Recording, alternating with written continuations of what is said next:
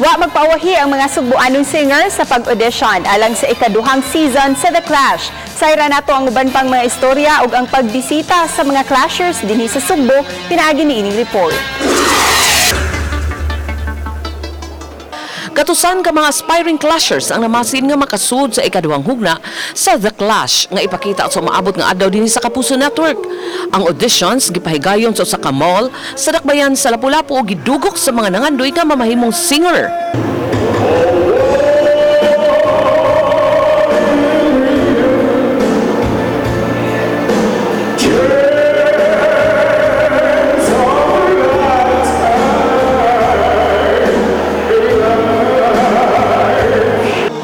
Usa sa among naila-ila si Rolando Angkahas, 47 anyos, amahan ug taga-Tayod Liloan, Cebu.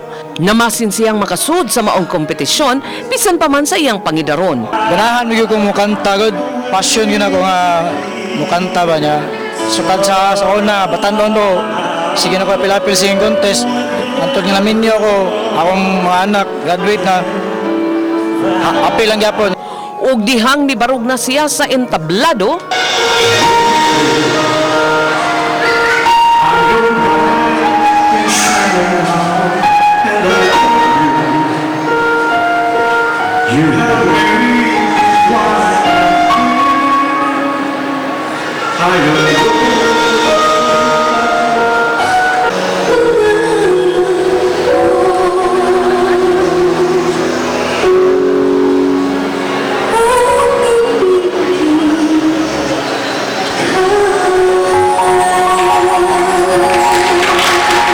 samtang kining usa, pang-artista feels, gayud ang dating. Siya si Luis Alivio, 20 anyos nga taga Konsolasyon. Gawas sa modeling, plano na sab niya ang pagsud sa pagkanta. Last audition, I joined Starstruck and they said nga kanang balik daw ako tapos dito ako mag-join sa The Clash. Sa naghihapos na ang audition, gibisita sila ni The Clash Grand Champion Golden Caniedo ug sa The Clash finalist Daniel Ozaraga. Wa usab magpauwahi ang duha ka The Clash alumni sa pagpakita sa ilang mga talento.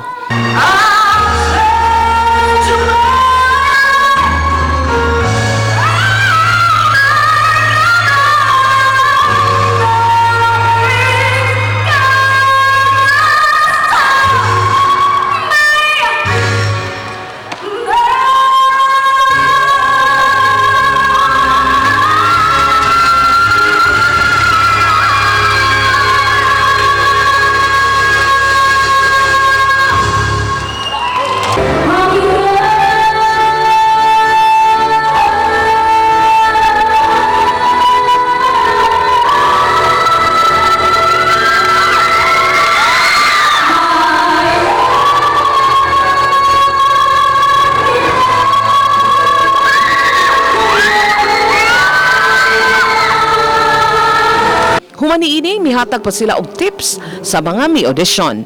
Uban ni Lian Singkulan og Jovel Obiso, Chelo Valiena, Balitang, Bisdak.